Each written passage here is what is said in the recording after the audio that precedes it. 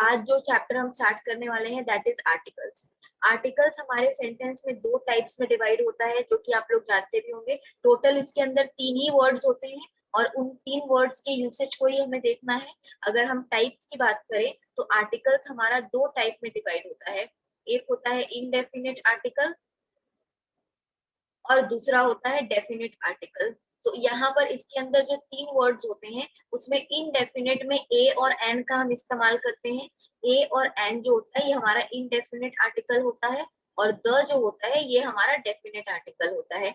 Indefinite यानी कि जो आर्टिकल आपका अननोन है, जिसको आप पहले से नहीं जानते हैं, जिसके बारे में आप फर्स्ट टाइम बात कर रहे हैं, ठीक है। तो जो चीजें अननोन होती है, जिसको फर्स्ट टाइम मेंशन किया जाता है, नॉट स्पेसिफिक होती है, उसको हम इनडेफिनेट आर्टिकल ए एन से रिप्रेजेंट करते हैं। और डेफिनेट यानी कि वो एक ऐसी चीज जो नोन है, जो ऑलरेडी स्पेसिफाइड है, जिसके बारे में पहले से जानते हैं, तो उसको हम डेफिनेट आर्टिकल से रिप्रेजेंट करते हैं। अब आर्टिकल्स हमारे सेंटेंस में किस चीज को डिस्क्राइब करता है? नाउन को डिस्क्राइब करता है। तो कौन से नाउन के साथ हम कौन सा आर्टिकल यूज कर सकते हैं, सबसे पहले हमें ये समझना है। अगर आप नाउन की बात करें तो नाउन जो होता है ये बेसिकली हमारा 2 सब डिविजन्स में आता है ना। एक है काउंटेबल नाउन और दूसरा है अनकाउंटेबल नाउन। तो ये अनकाउंटेबल नाउन का तो कोई सब डिवीजन नहीं होता है, लेकिन काउंटेबल का 2 सब डिवीजन होता है। एक होता है सिंगुलर काउंटेबल नाउन, दूसरा होता है प्लूरल काउंटेबल नाउन। तो ये जो सिंगुलर काउंटेबल नाउन है, प्लूरल काउंटेबल नाउन है और अनकाउंटेबल नाउन है, इन तीनों चीजों को हम कौन से आर्टिकल्स का इसके साथ इस्तेमाल कर सकते हैं? देखिए, इनडेफिनिट आर्टिकल का आप सिर्फ सिंगुलर काउंटेबल नाउन के साथ इस्तेमाल कर सकते हैं, क्योंकि ये जो ए एन होता है ये एक न्यूमेरिकल वैल्यू भी इंडिकेट करता है, दैट इज 1। ठीक है। ए एन का मतलब होता है आप क्वांटिटी 1 बता रहे हैं। तो आप खुद सोचिए कि आप जिस चीज का क्वांटिटी प्लूरल बता रहे हैं, यानी एक से ज्यादा बता रहे हैं, वहां पर आप ए एन का इस्तेमाल कैसे करेंगे, है ना। अब जैसे आपने टेबल कहा तो आप अ टेबल लिख सकते हैं, लेकिन अगर आपने टेबल्स कहा तो आप अ टेबल्स कभी भी नहीं लिख सकते हैं। और अनकाउंटेबल मतलब भी जिसको गिना नहीं जा सकता है, तो उसके साथ भी आप क्वांटिटी 1 कैसे बताएंगे? ए 1 2 3 4 कुछ भी नहीं बता सकते। और ए एन का मतलब क्वांटिटी 1 ही होता है, इसलिए हम अनकाउंटेबल के साथ भी ए एन का इस्तेमाल नहीं कर सकते हैं। अब ये जो हमारा डेफिनेट आर्टिकल है, ये तीनों नाउन के साथ यूज होता है। ये सिंगुलर काउंटेबल नाउन के साथ भी यूज होता है, ये प्लूरल काउंटेबल नाउन के साथ भी यूज होता है और ये अनकाउंटेबल नाउन के साथ भी यूज होता है, यानी ये तीनों को डिस्क्राइब करता है। अब जैसे आप द टेबल भी लिख सकते हैं, अगर आप प्लूरल बताना चाहते हैं टेबल्स, तो आप द टेबल्स भी लिख सकते हैं। और जो आपका अनकाउंटेबल है, जैसे हैप्पीनेस, तो आप द हैप्पीनेस लिख सकते हैं। ऑनेस्टी, द ऑनेस्टी लिख सकते हैं। तो जितनी भी आर्टिकल्स हमारी सिंगुलर, प्लूरल या अनकाउंटेबल होती है, इन सबके साथ हम द का इस्तेमाल कर सकते हैं। ठीक है। तीनों टाइप के नाउन के साथ द का इस्तेमाल हो सकता है, लेकिन ए एन का इस्तेमाल जो है वो सिर्फ सिंगुलर काउंटेबल नाउन के साथ होता है। तो ये तो हमारा बेसिक रूल बना कि किस नाउन के साथ हम कौन सा आर्टिकल का इस्तेमाल करेंगे। अब इस बेसिक रूल को छोड़कर हमें कुछ कॉन्सेप्ट समझना होगा, कुछ कॉन्सेप्ट को याद करना पड़ेगा कि किस किस जगह पे हम ए एन द का इस्तेमाल कर सकते हैं, किस किस जगह पे हम ए एन द का इस्तेमाल नहीं कर सकते हैं। तो सबसे पहला हमारा रूल क्या है? ठीक है, बेसिक रूल को छोड़कर कुछ क्राइटेरियाज है जो हमें समझना होगा। तो सबसे पहला क्राइटेरिया ये है, use the with names of geographical area such as, कोई रिवर का नाम बताइए, कोई माउंटेन रेंजेस बताइए, यानी group of mountains, group of island बताइए, कैनल्स बताइए, ओशियन बताइए, सी बताइए। इन सब का नाम अगर आप सेंटेंस में लिखते हैं, जैसे रिवर का नाम आपने लिखा गैंजेस, तो आप ये नहीं लिख सकते Ganges is the holy river of India, आपको लिखना पड़ेगा the Ganges is the holy river of India. तो the Ganges, the Yamuna, the Krishna, the Kaveri. कोई ओशियन हो गया, the Indian Ocean, the Atlantic Ocean, the Red Sea, ठीक है, द अरेबियन सी। तो जितनी भी ये सारी चीजों का हम नाम मेंशन करेंगे, इन सबके साथ हमेशा द शब्द का इस्तेमाल होता है। ठीक है, उसको हम द लिख के जरूर से स्पेसिफाई करेंगे। यहाँ पर मैंने इससे रिलेटेड 3 सेंटेंसेस भी दिए हैं, तो इन तीनों सेंटेंसेस में बताइए क्या एरर होगा। Is there any error in these 3 sentences? कोई एरर है तो मार्क करें आप लोग। 1 मिनट का टाइम दे रही हूँ, सभी कोई आंसर बताइए, एरर है कि नो एरर है।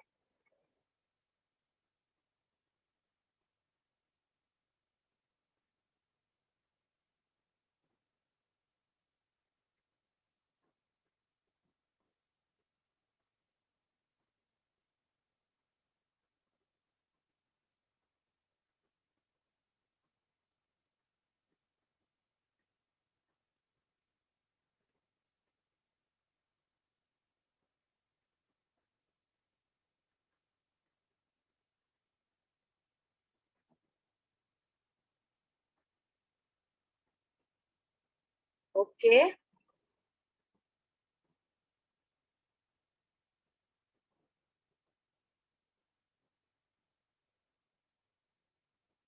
बाकी लोग भी आंसर बताएं। चलो वेरी गुड, एक जन ने आंसर बताया।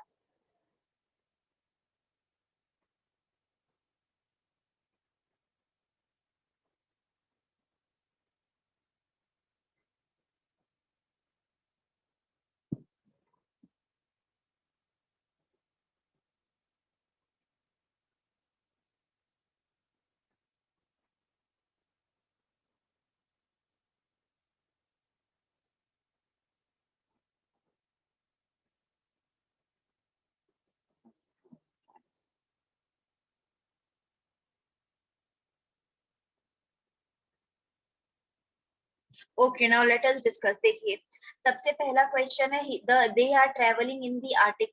तो ये आर्टिक हमारा एक ज्योग्राफिकल एरिया है, इसके आगे हमने द लगाया, ये बिल्कुल करेक्ट है, इसमें कोई एरर नहीं है। सेकंड में लिखा है our ship cross the Lakshadweep in 7 days। Yes dear, very good morning to all of you once again. Second वाले में यहाँ पर द लक्षद्वीप लिखा है, इसमें भी कोई एरर नहीं है, ये भी हमारा बिल्कुल करेक्ट है। अब थर्ड वाला जो सेंटेंस है, ये हमारा यहाँ पर एक एक्सेप्शनल केस बना रहा है, इसको आपको समझना पड़ेगा, ठीक है। ये एक्सेप्शनल केस कैसे बना रहा है, यहाँ पर हमने देखा कि माउंट एवरेस्ट लिखा हुआ है। अब आप मुझे बताइए, माउंट एवरेस्ट जो है, क्या वो माउंटेन रेंजेस के अंदर आता है? माउंटेन रेंज मतलब क्या होता है? ग्रुप ऑफ माउंटेन, पहाड़ों का समूह अगर आप बोलना चाहते हैं। और माउंट एवरेस्ट जो होता है, ये आपका माउंटेन रेंज नहीं होता, ये आपका माउंटेन पीक होता है। तो जब आप सेंटेंस में माउंटेन पीक को मेंशन करते हैं, उसके साथ आप द लगाएंगे, तो ये आपके सेंटेंस का एरर हो जाएगा। हम जब माउंटेन रेंजेस लगाते हैं, तब हम उसके साथ द लगाते हैं। रेंजेस यानी बहुत सारा माउंटेन्स का जब एक साथ ग्रुप बनता है, वो आपका रेंजेस होता है। जैसे कि आपने हिमालयास कहा, तो जब आप हिमालयास कहेंगे तो आप क्या लिखेंगे?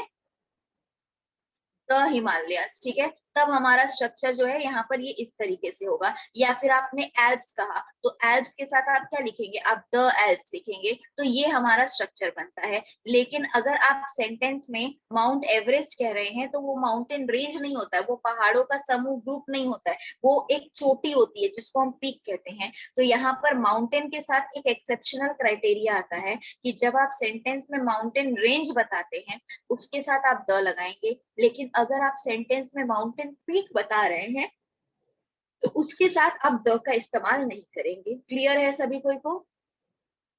With mountain ranges we always use the, with mountain peak we never use the. ठीक है, कॉन्सेप्ट क्लियर है ना सभी को?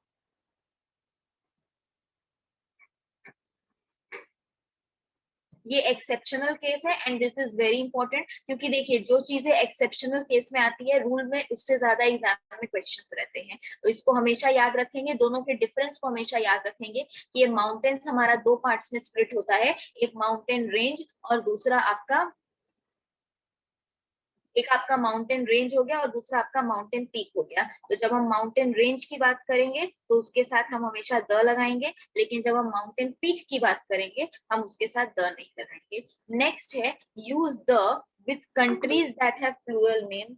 जिस कंट्री का नाम प्लूरल स्ट्रक्चर में होता है, उस कंट्री के नाम के साथ आप हमेशा द शब्द का इस्तेमाल करते हैं। ठीक है, जिस कंट्री का नाम प्लूरल में होता है, मतलब आप नाम पढ़ेंगे तो आपको नाम पढ़कर ही समझ में आएगा कि उसका स्ट्रक्चर जो है वो आपका प्लूरल है। जैसे यहाँ पर देखिए क्या लिखा हुआ है, दोनों सेंटेंसेस में दो कंट्रीज के नाम मेंशन किए गए हैं। एक में लिखा हुआ है आपका द नीदरलैंड्स, ठीक है, तो ये नीदरलैंड नहीं नीदरलैंड्स है, ये प्लूरल है, तो यहाँ पर एस लगा। सेकेंड में यहाँ पर लिखा हुआ है द फिलीपींस, तो यहाँ पर फिलीपींस हमारे सेंटेंस में क्या बना?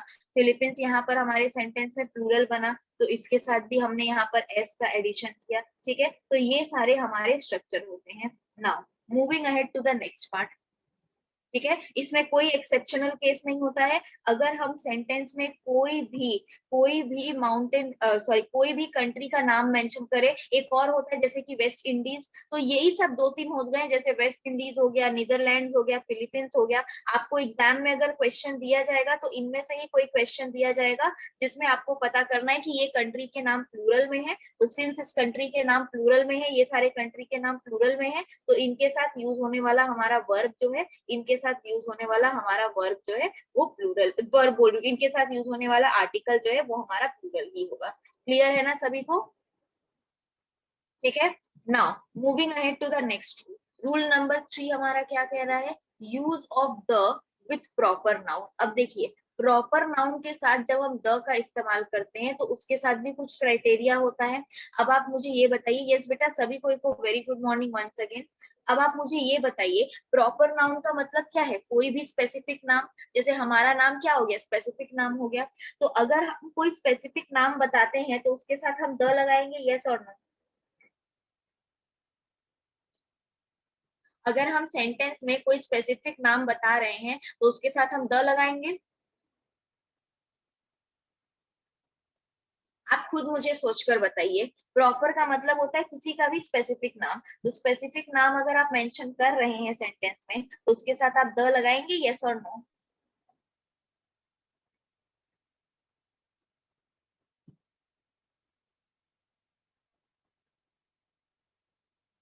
चलिए वेरी गुड, तो आप लोगों के आंसर यस आने लगे, बट इसका आंसर बेटा नो है। क्योंकि आप स्वप्निल खुद देखिए, हरी आप खुद देखिए, आप लोगों का नाम क्या है? प्रॉपर है। तो आप क्या द स्वप्निल लिखते हैं या द हरी लिखते हैं? कोई भी अपने नाम के साथ द लगाकर यूज करता है क्या? तो प्रॉपर नाउन का मतलब ये नहीं कि हम सब अपने नाम के साथ द लगा सकते हैं। उसके पीछे एक क्राइटेरिया होता है, और वो क्राइटेरिया ये है कि उस प्रॉपर नाउन को फेमस होना पड़ेगा, पॉपुलर होना पड़ेगा। और मैं आप हम लोग सब कॉमन लोग हैं, तो हम सब कॉमन पर्सन, हमारे नाम भले ही स्पेसिफिक होते हैं, ठीक है, हर एक पर्सन का अपना स्पेसिफिक नाम है। इस क्लास में जितने भी जन हैं सब कोई का नाम स्पेसिफिक है, सारे ही प्रॉपर नाउन है, लेकिन फिर भी हम सब अपने नाम के साथ द नहीं लगा सकते हैं। उसके लिए फेमस होना पड़ेगा, एक फेमस पर्सन के नाम के साथ द लगेगा। अब जैसे यहाँ पर दो क्वेश्चंस देखिए, एक में महात्मा गांधी लिखा है और एक में नेपोलियन लिखा है। दोनों ही फेमस पर्सन है ना? यस और नो? वेल नोन पीपल है। महात्मा गांधी को भी सभी को ही जानते हैं, नेपोलियन को भी सभी को ही जानते हैं। लेकिन अब यहाँ पर देखिए एक और क्राइटेरिया आ रहा है। महात्मा गांधी के आगे जो द लगा है वो बिल्कुल करेक्ट है। नेपोलियन के आगे जो द लगा है ये आपके सेंटेंस का एरर हो जा रहा है। अब ये एरर क्यों हुआ? हम भारतीय इसलिए क्या हम भेदभाव कर रहे हैं कि महात्मा गांधी के साथ द लगा दिया और नेपोलियन के साथ द नहीं लगाया? ये रीजन नहीं है। रीजन ये है कि सिर्फ प्रॉपर नाउन को फेमस होने से भी नहीं चलेगा, क्योंकि फेमस तो देखिए बहुत जन है। आजकल टिकटॉक में एक वीडियो भी कोई बच्चा बना रहा है तो वो भी फेमस हो जा रहा है। तो आज के डेट में फेमस होने का कोई हाथ पैर नहीं है, ठीक है, कोई भी फेमस हो जा रहा है। तो हर फेमस पर्सन के नाम के साथ द नहीं लगेगा। अब जैसे आप कहेंगे आलिया भट्ट आपकी फेवरेट एक्टर है, तो आप कहेंगे Alia Bhatt is my favourite actor. आप ये नहीं कहेंगे the Alia Bhatt is my favourite actor, है ना? तो हम हर फेमस पर्सन के साथ द नहीं लगाते हैं, हम उन्हीं फेमस पर्सन के साथ द लगाते हैं जिनके नाम के साथ एक टाइटल भी अटैच हो। और टाइटल का मतलब सरनेम नहीं। अब जैसे एक पर्सन का नाम है रोहन अग्रवाल, तो रोहन कहेगा कि अग्रवाल मेरा सरनेम है तो वो गलत है, ठीक है। अग्रवाल सॉरी, अगर रोहन कहेगा कि अग्रवाल मेरा टाइटल है तो वो गलत है, क्योंकि अग्रवाल उसका टाइटल नहीं है, उसका फैमिली नेम है, वो सरनेम है। टाइटल का मतलब होता है जब आप किसी को कोई ओहदा या उपाधि देते हैं उसके नाम के आगे उस वर्ड को मेंशन करके। जैसे गांधी जी को ये महात्मा बोलकर टाइटल दिया गया है, महात्मा इनके नाम का हिस्सा नहीं है, इनका नाम है मोहनदास करमचंद गांधी। तो जब आप गांधी जी का नाम मोहनदास करमचंद गांधी बोलते हैं तो वहां पर आप उनके साथ द का इस्तेमाल नहीं करेंगे, ठीक है। लेकिन जब आप महात्मा गांधी बोलेंगे तब आप वहां पर उसके साथ द का इस्तेमाल करेंगे, ठीक है। अब जैसे अगर मैं कहूं कि the Sachin Tendulkar is the former player of Indian cricket team, तो ये आपके सेंटेंस में एरर हो जाएगा। अगर आप कहेंगे the Sachin Tendulkar is the former player of Indian cricket team, आपको लिखना पड़ेगा the master blaster Sachin Tendulkar is the former player of Indian cricket team. तो आप सचिन तेंदुलकर लिखेंगे तब आप उसके साथ द नहीं लगाएंगे, लेकिन उनके नाम के आगे उनको जो टाइटल दिया गया है मास्टर ब्लास्टर, अगर आप मास्टर ब्लास्टर लिख देते हैं तब आप उनके नाम के साथ द का इस्तेमाल करेंगे। क्लियर है सभी कोई को?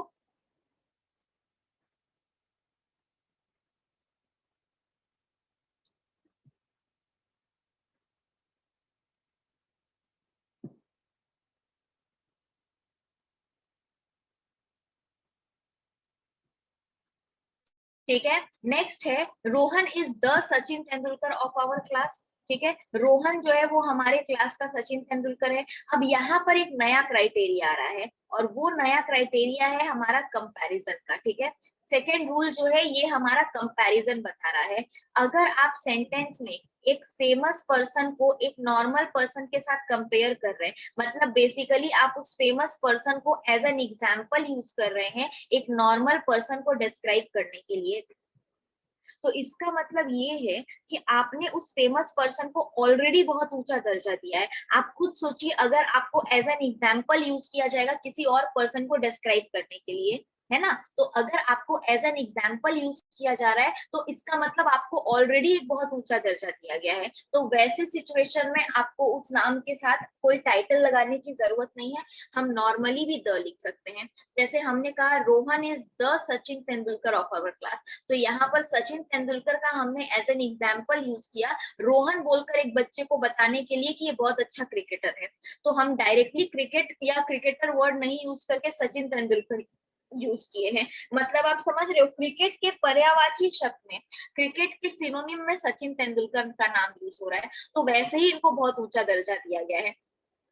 तो यहाँ पर इनके साथ टाइटल नहीं भी होगा तो भी हम द लिखेंगे।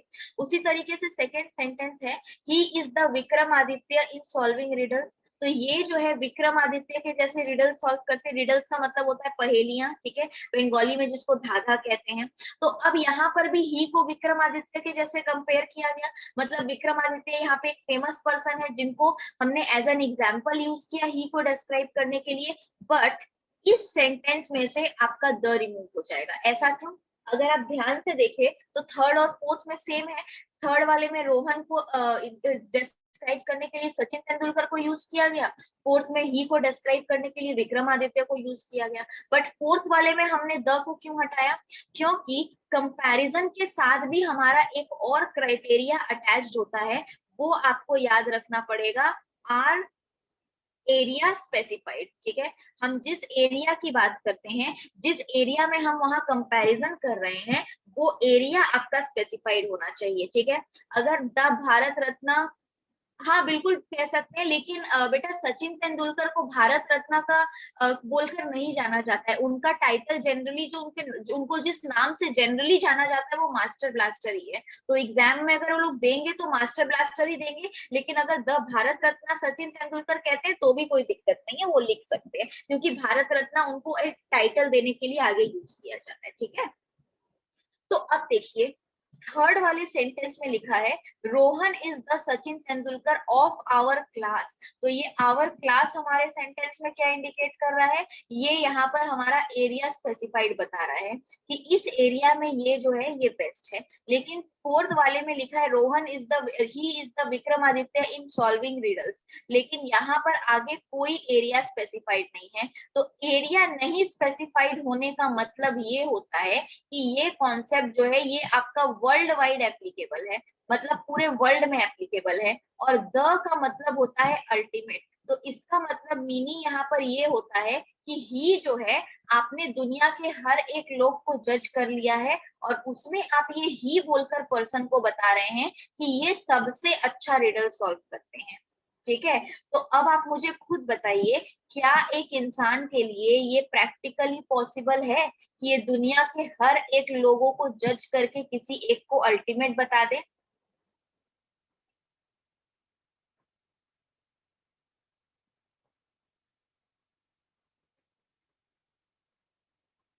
बताइए, क्या ये प्रैक्टिकली पॉसिबल है? आप खुद सोच के बताइए। अगर एरिया स्पेसिफाइड नहीं है इसका मतलब ये वर्ल्ड वाइड एप्लीकेबल हो रहा है डियर, और वर्ल्ड वाइड एप्लीकेबल मतलब यहाँ पर उन्होंने, आपने अगर ऐसा कहा कि ही is the Vikramaditya in solving riddles, मतलब आपने दुनिया के हर लोग को जज कर लिया है, और हर लोग को जज करके आप यहाँ पर ये ही बोलकर जो पर्सन है इसको अल्टीमेट बता रहे हैं कि ये अल्टीमेट है जो विक्रमादित्य के जैसे रिडल सॉल्व करते हैं,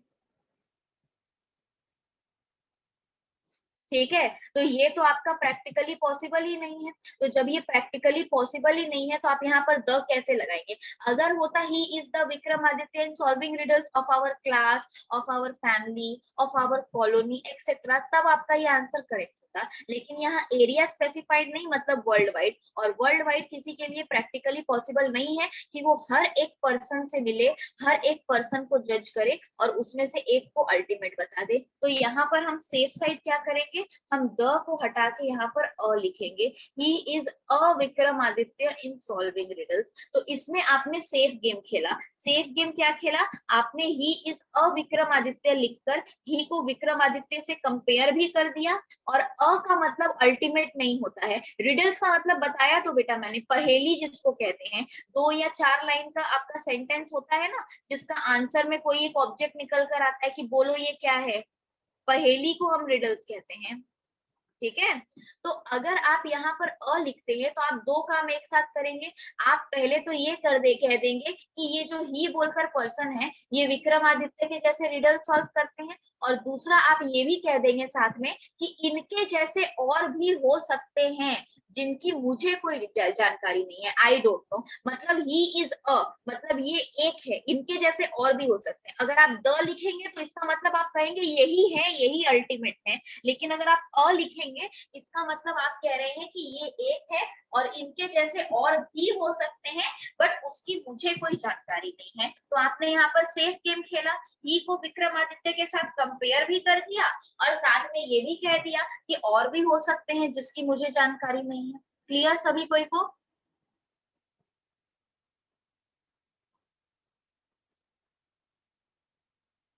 किसी को कोई डाउट है यहाँ तक तो बताइए।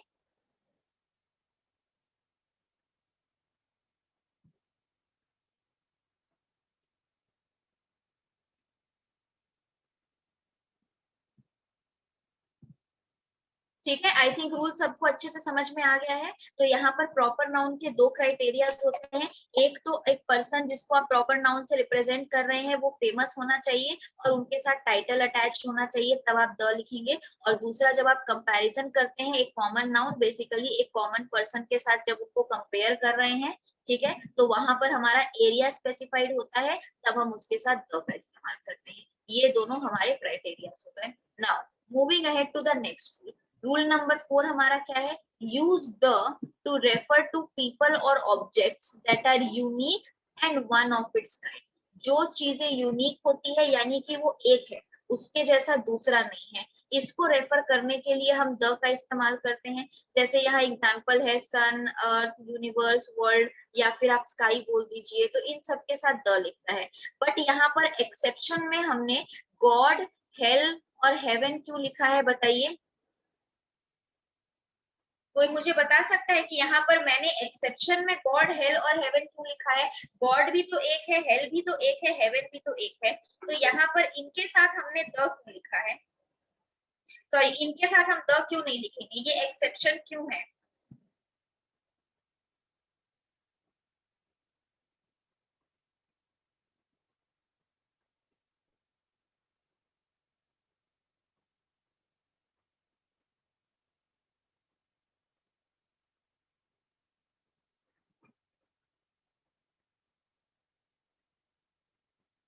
कैन एनीवन टेल मी?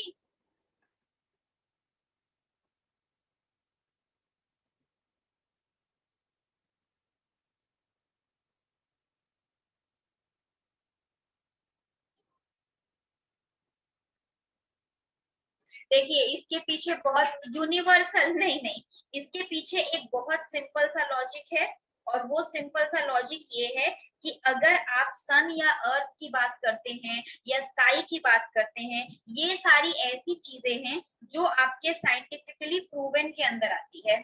ठीक है, ये चीजें जो है वो साइंटिफिकली प्रूवन होती है। लेकिन आपका गॉड हो गया, हेल हो गया, हेवन हो गया, ये सारी चीजें जो है ये इमेजिनरी स्ट्रक्चर के अंदर आती है। मतलब हम मानते तो हैं कि गॉड हैं, लेकिन वो चीजें जो है अभी तक साइंटिफिकली प्रूवन नहीं है। अब अगर अभी आप अपने घर पे विंडो के बाहर देखेंगे तो आपको स्काई नजर आएगा, ठीक है, आसमान नजर आएगा, ठीक है। हाँ बिल्कुल अलग अलग तरीके से मानते हैं, और बेटा ये साइंटिफिकली प्रूवन नहीं है। हम मानते हैं कि ये गॉड है, ठीक है, वो एग्जिस्ट करते हैं, ये हमारा बिलीफ है और बहुत स्ट्रॉन्ग बिलीफ है। बट अगर आप कहोगे कि आसमान में स्काई के ऊपर जाकर कहीं हेवन है और उस हेवन में गॉड रहते हैं, तो ये वाला तो बात किसी को अभी तक पता नहीं है। है ना। तो ये सिर्फ हम इमेजिन करते हैं, ये चीज अभी तक तो साइंटिफिकली प्रूवन नहीं है। तो सिंस ये अभी तक साइंटिफिकली प्रूवन नहीं है, इस वजह से गॉड, हेल और हेवन जो है ये आपका एक्सेप्शन के अंदर आता है, और इनके साथ आप द नहीं लगाएंगे। अब जैसे आप सन के साथ द लगा सकते हैं, वर्ल्ड के साथ, स्काई के साथ, इन सब के साथ आप द लगा सकते हैं, लेकिन आप जब यहाँ पे गॉड, हेल या हेवन लिखेंगे तो आप उनके साथ द नहीं लगा सकते। क्लियर है ना सभी कोई को? ठीक है, नेक्स्ट क्वेश्चन पे पढ़ते हैं। नेक्स्ट हमारा रूल क्या है, use the before superlative degrees and ordinal numbers. Superlative degree का मतलब क्या होता है, सुपरलेटिव का मतलब होता है आप किसी को अल्टीमेट बता रहे हैं। हमारा 3 डिग्री होता है ना, अभी हम लोग एडजेक्टिव करेंगे तो उसको देखेंगे, पॉजिटिव, कंपैरेटिव और सुपरलेटिव। सुपरलेटिव मतलब आप कुछ चीजों को कंपेयर कर रहे हैं, और कंपेयर करते हुए उसमें से आपने एक चीज को अल्टीमेट बताया। हाँ बिल्कुल, Jaipur is the Rome of India क्यों गलत होगा, बिल्कुल करेक्ट है। आपने यहाँ पर रोम का इस्तेमाल किया जयपुर को डिस्क्राइब करने के लिए ना बेटा, तो आप जब वहां पर उसको एज एन एग्जाम्पल यूज कर रहे हैं तो उसके आगे आप द क्यों नहीं लगाएंगे?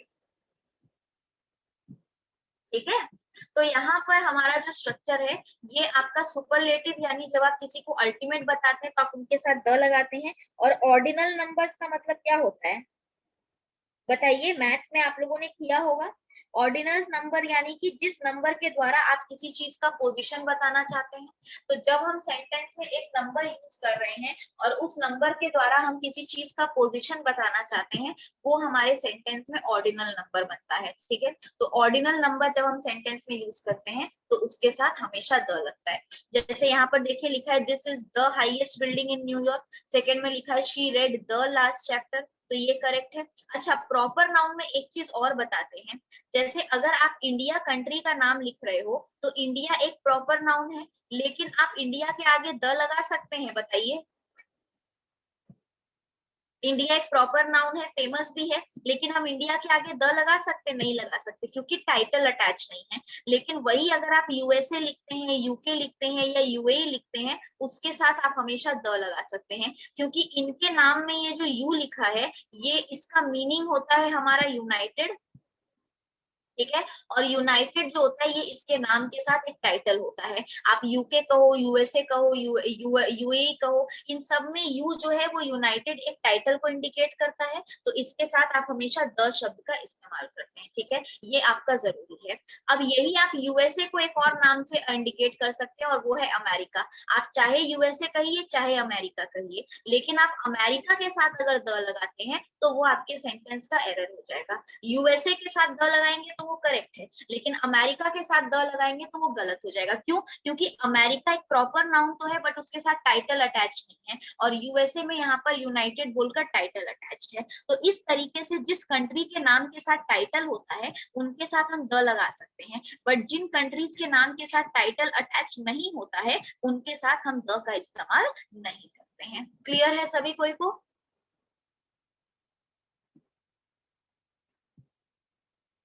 किसी को कोई डाउट है इतने दूर तक में, बताइए।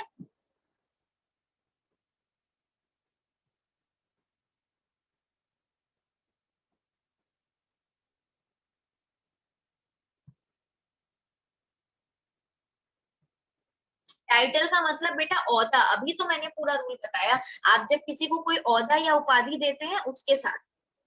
ठीक है, चलिए अब नेक्स्ट रूल के साथ पे आते हैं। नेक्स्ट रूल है बिफोर डायरेक्शन। अगर हम सेंटेंस में डायरेक्शन यूज करते हैं, जैसे नॉर्थ, ईस्ट, वेस्ट, साउथ, इनके साथ हम द का इस्तेमाल कब करते हैं, एक क्राइटेरिया है, only when preposition is mentioned before the direction. अब जैसे आपने एक सेंटेंस लिखा और यहाँ पर एक प्रेपोजिशन लिखा, ठीक है, और प्रेपोजिशन के बाद आप सेंटेंस में डायरेक्शन लिख रहे हैं, तो वैसे सिचुएशन में यहाँ पर प्रेपोजिशन और डायरेक्शन के बीच में द शब्द का इस्तेमाल होगा। लेकिन अगर आपने यहाँ पर कोई प्रेपोजिशन नहीं लिखा है, सीधे आप यहाँ पर डायरेक्शन लिख रहे हैं, मतलब कोई और पार्ट ऑफ स्पीच है, प्रेपोजिशन नहीं है, और आप डायरेक्शन लिख रहे हैं, तो वहां पर आप डायरेक्शन के पहले अगर द लिखेंगे तो गलत है। डायरेक्शन के पहले द तभी आएगा जब डायरेक्शन के पहले एक प्रेपोजिशन दिया है। डायरेक्शन के पहले अगर प्रेपोजिशन नहीं दिया है तो डायरेक्शन के पहले द नहीं आएगा। यहाँ पर दो सेंटेंसेस है, इन दोनों सेंटेंसेस में एरर बताएं सभी कोई।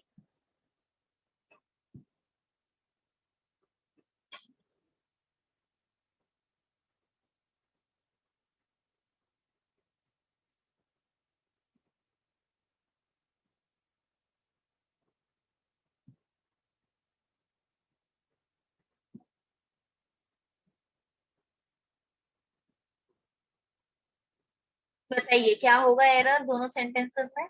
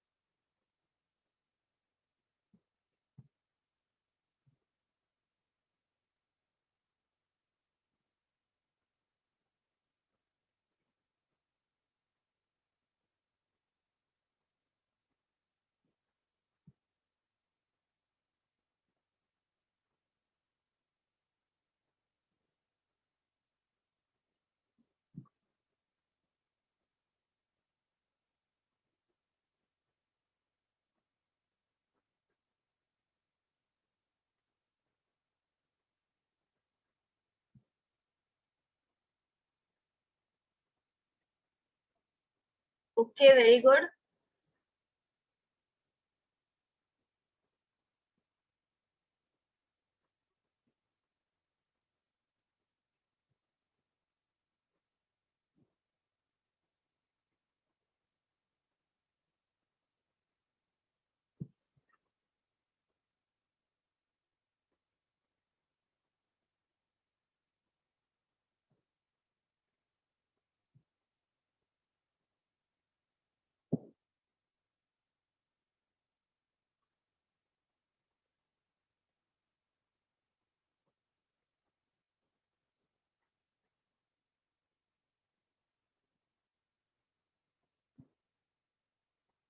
ओके सो यहाँ पर फर्स्ट वाले सेंटेंस में लिखा है he is coming from the east.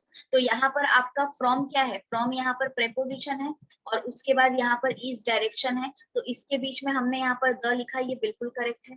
Second में लिखा है his house faces the east, तो यहाँ पर फेसेस क्या इंडिकेट कर रहा है, फेसेस यहाँ पर इंडिकेट कर रहा है वर्ब, और उसके बाद यहाँ पर ईस्ट डायरेक्शन है, तो यहाँ पर अब प्रेपोजिशन नहीं है तो यहाँ पर द लिखने की भी जरूरत नहीं है। बट हाँ, हम इसको एक और तरीके से लिख सकते हैं। आप यहाँ पर अगर his house faces towards the east लिखते हैं, फॉर एग्जाम्पल आपने सेंटेंस इस तरीके से बनाया, his house faces towards the east, तब भी हमारा सेंटेंस जो है वो करेक्ट हो जाएगा। क्यों? क्योंकि जब आप टुवर्ड्स वर्ड का इस्तेमाल कर रहे हैं, टुवर्ड्स आपके सेंटेंस का प्रेपोजिशन हो गया, तो जब आप टुवर्ड्स लिख रहे हैं तो उसके बाद आप द भी लिख सकते हैं, इस द में कोई प्रॉब्लम नहीं है। अगर आप यहाँ पर प्रेपोजिशन नहीं लिखते हैं तो आप द नहीं लिखेंगे, तो आप इस सेंटेंस में दोनों में से कोई भी चेंज कर सकते हैं। आप फेसेस के बाद एक प्रेपोजिशन को ऐड भी कर सकते हैं और आप फेसेस के बाद लिखा हुआ द को रिमूव भी कर सकते हैं। That is up to you कि आप दोनों में से कौन सा चेंज करने वाले हैं। ठीक है, दोनों में से कोई भी चेंज आप कर सकते हैं। Now moving ahead to the next part. Next हमारा स्ट्रक्चर है use of the usage of the with common noun. Common noun के साथ हम द का इस्तेमाल कब करते हैं? देखिए, अगर एक कॉमन नाउन पूरे कैटेगरी को डिनोट करे, अब देखिए कॉमन नाउन का हम इस्तेमाल कई बार सेंटेंस में करते हैं किसी एक ऑब्जेक्ट को डिस्क्राइब करने के लिए, और कई बार हम कॉमन नाउन का इस्तेमाल करते हैं पूरे कैटेगरी को डिनोट करने के लिए। तो जब कॉमन नाउन पूरे कैटेगरी को डिनोट करता है, प्लस एक और क्राइटेरिया अटैच्ड है कि sentence is not universal truth. Sentence universal truth नहीं हुआ, क्योंकि यूनिवर्सल ट्रूथ वाले सेंटेंस में आप कभी भी नाउन के साथ द यूज नहीं कर सकते हैं। तो एक कॉमन नाउन के साथ अगर आप पूरे कैटेगरी को डिनोट कर रहे हैं और सेंटेंस आपका यूनिवर्सल ट्रूथ नहीं होता है, तो वैसे सेंटेंस में आप द का इस्तेमाल करते हैं। ठीक है, अगर सेंटेंस यूनिवर्सल ट्रूथ हो गया तो उसमें आप द का इस्तेमाल नहीं करेंगे। तो यहाँ पर दो सेंटेंसेस है, बताइए इन दोनों सेंटेंसेस में क्या एरर होगा?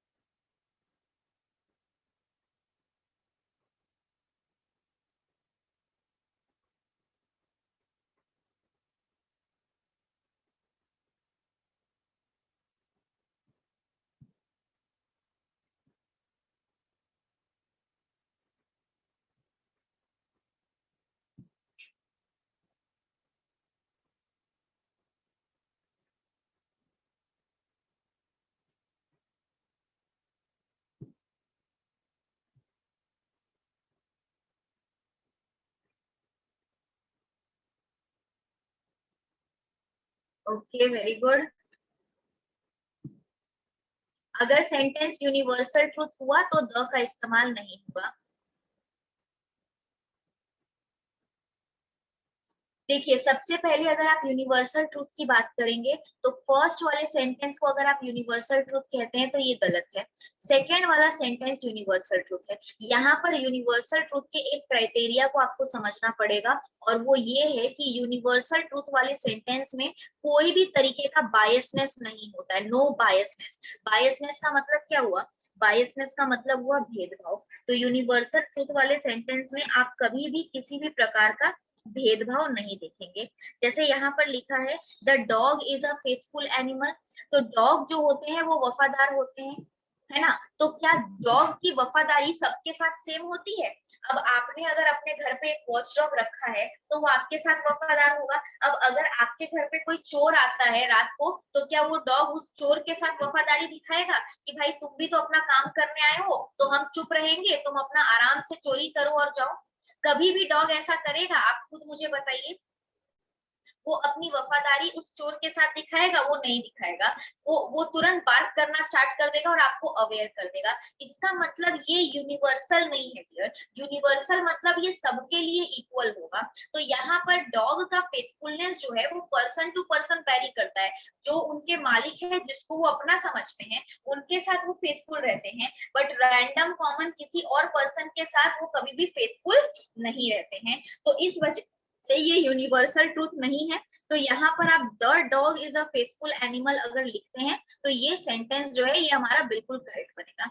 अब सेकेंड वाले में लिखा है द मैन इज मॉर्टल, तो देखिए यहाँ पर मैन का मतलब सिर्फ मेल मत समझिएगा। यहाँ पर मैन का मतलब है बेसिकली ह्यूमन बींग्स, ठीक है? तो सारे ह्यूमन बींग्स जो है वो मॉर्टल है, यानी एक टाइम के बाद सबको मरना है। इमॉर्टल मतलब होता है अमर होना। तो कोई भी अमर बन जाता है क्या? कोई कितना भी अच्छा व्यक्ति हो या कोई कितना भी बुरा व्यक्ति हो, कोई अमर तो नहीं बनता है। सबका टाइम अपना अपना है, लेकिन मॉर्टल यहाँ पर सब होते हैं, कोई अमर नहीं होता है। तो ये क्या हो गया? अब ये बना हमारा यूनिवर्सल ट्रूथ। मतलब इसमें कोई भी तरीके का भेदभाव नहीं हो रहा है कि इस पर्सन के साथ ये एप्लीकेबल है, इस पर्सन के साथ ये एप्लीकेबल नहीं है। ये सबके साथ इक्वली एप्लीकेबल है। तो ये जो हमारा सेकेंड वाला सेंटेंस है ये यूनिवर्सल ट्रूथ है। तो यहाँ पर आप अगर मैन के आगे द लगाए हैं तो ये द रिमूव हो जाएगा। दोनों ही सेंटेंस में देखिए कॉमन नाउन हमारे पूरे कैटेगरी को डिनोट कर रहा था। फर्स्ट वाले में डॉग पूरे डॉग कैटेगरी को डिनोट कर रहा है, और सेकंड वाले में मैन पूरे ह्यूमन बींग्स कैरेक्टर को कैटेगरी को डिनोट कर रहा है। लेकिन फर्स्ट वाला सेंटेंस यूनिवर्सल ट्रूथ नहीं है, तो आप यहाँ पर द लगा सकते हैं। सेकेंड वाला सेंटेंस यूनिवर्सल ट्रूथ है, तो आप यहाँ पर द नहीं लगा सकते हैं। क्लियर है सभी कोई को? किसी को कोई भी डाउट है डियर रूल नंबर 7 में तो बता दीजिए। Anybody, anything to ask?